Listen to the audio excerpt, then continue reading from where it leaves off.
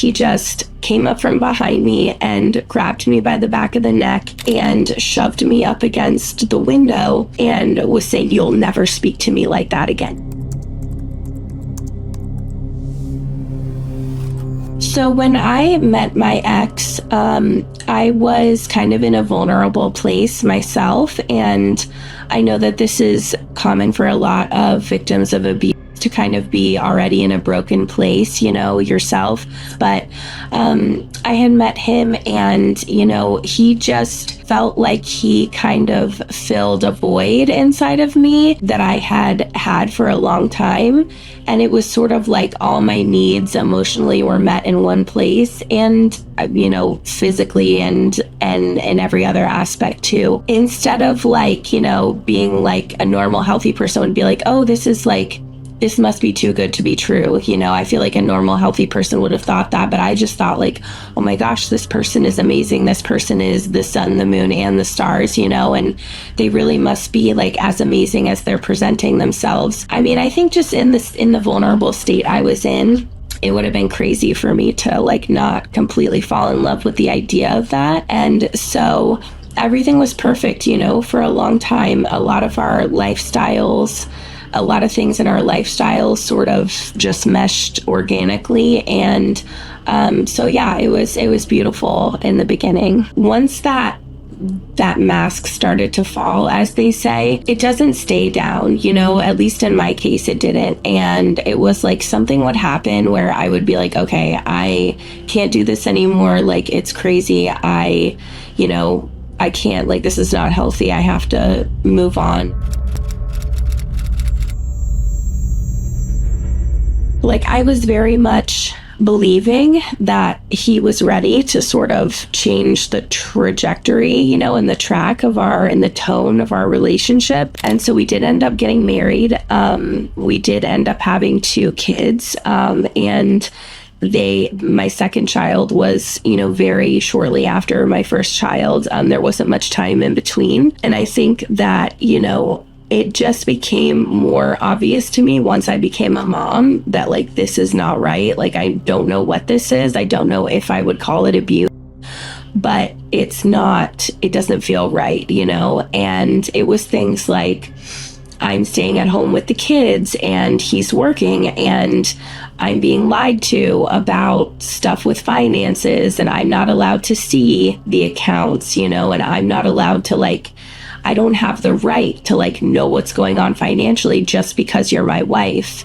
And just things like that, the verbal and the mental and the psychological, emotional abuse got much worse. I just never thought it would become physical. I would have sworn a million times up and down all over town that he would never ever put his hands on me. And I truly believed that. After so many months of just begging to be included in financial stuff and everything, I was tired of asking. I was done. I had reached my point of I'm not going to continue to do this song and dance. I have children. I have kids who are looking at me as an example of how to be a person. And if someone is ever treating them this way in life, I want them to know that this is not acceptable and you do not stay for this. That is the example I wanted to set for them. So one day, it was the same answer that I got every time. It was one of our utilities got cut off, and I was I need to know what's going on. You need to involve me in things. I know there's other things going on, but you're not telling me. I was denied again. And I said, when you get home from work, I'm going to have separation paperwork drawn up. I'm leaving. I'm not going to do this anymore.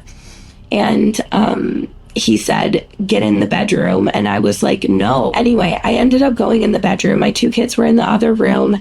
And I went over to the window to open the blinds to let some of the morning light in. And while I was over at the window opening the blinds, he just came up from behind me and grabbed me by the back of the neck and shoved me up against the window and held onto the back of my neck and was, right up in my face and was saying, you'll never speak to me like that again. You will never speak to me like that again. And just kind of jostling me.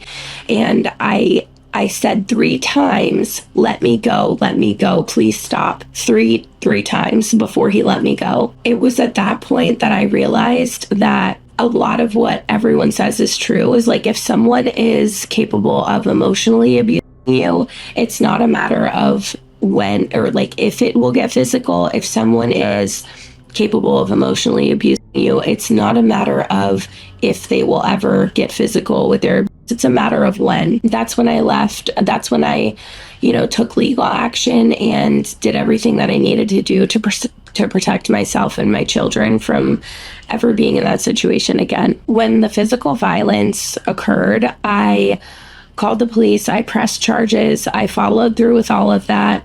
I filed for custody immediately, custody of my kids, and it was a long process. The courts tend to take their time on matters like this, which I understand because they're very delicate matters. So I had an attorney that was sort of helping me navigate through the divorce process, and I'm very grateful for her because she was a huge help to me. But I was set on the fact that I felt, as a mother, the safest option for my children would be for me to have sole legal and physical custody of them, be in charge of their decision making solely, because it was hard to track him down or get a hold of him or have a conversation that accomplished anything towards the end. So I imagined co-parenting to be very challenging. I think that the emotional and everything became so common and repetitive in my relationship that I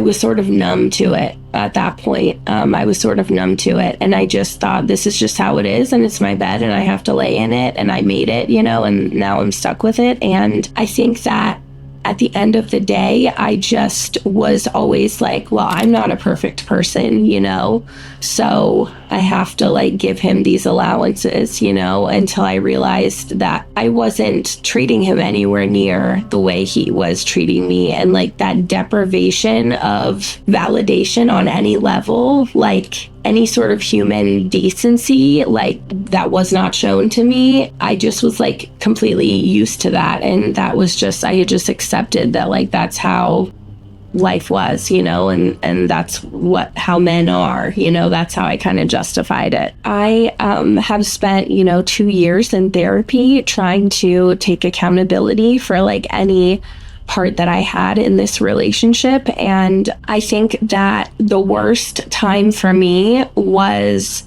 when I was postpartum, when I had just had my children, because it was very much ingrained in me by him that, you just have postpartum depression and you're just crazy and you need to get on medication and all this other stuff. I feel like it's a very vulnerable time for women to be victimized and just continue the cycle of abuse, because you really truly believe well, I have never felt this way before, and I've never sort of been in this hormonal state before. But unfortunately, the post-separation abuse was so bad and so damaging that I don't have any communication anymore. If I could talk back to my younger self, I think it would be just a strong recognition of, what I deserve in a partner and what basic human decency and respect looks like in a relationship. It's not about being everything. It's not about meeting a person and having them be everything for you, and solving all of your problems and being the literal solution in every scenario that's difficult. It's not that. It's about being a whole person myself before ever entering into a relationship, so that I'm really able to discern what actually adds to my life and not what I'm seeking out of some sort of emotional desperation. If I could tell my younger self, anything, it would just be that someone who loves you doesn't emotionally destroy you. I'm bathing my children and I'm getting emails, I'm going to come beat your door down, you're going to learn the hard way.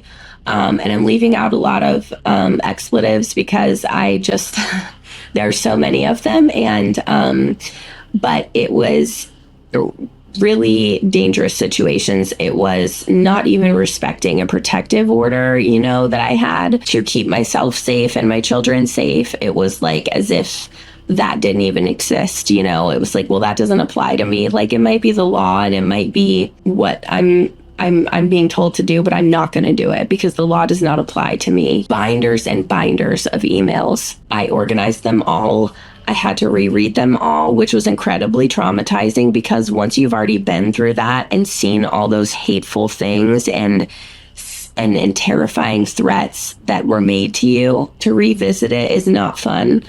So I did all of that, and I always tiptoe around this, but it was a win for me because at this point in time, I have to protect my children, and that's what I did. And so yes, like it is very empowering because do I want this to be the situation? Absolutely not.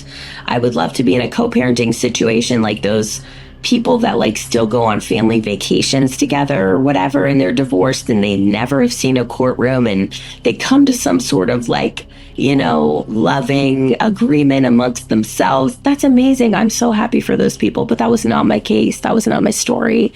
And I had to fight